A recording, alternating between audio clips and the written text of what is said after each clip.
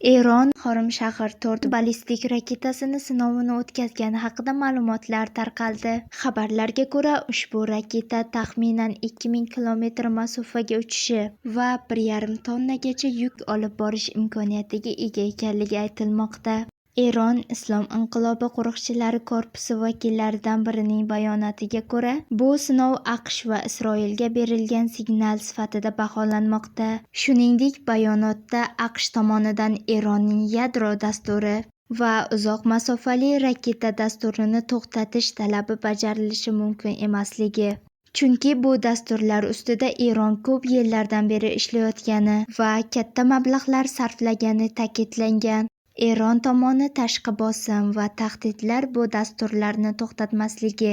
Albatta, shu va shunga o'xshagan yangi xabarlardan bexabar qolmasligingiz uchun kun nigohiga obuna bo'ling. Fikrlaringizni izohlarda qoldiring. Sizning fikringiz biz uchun juda muhim.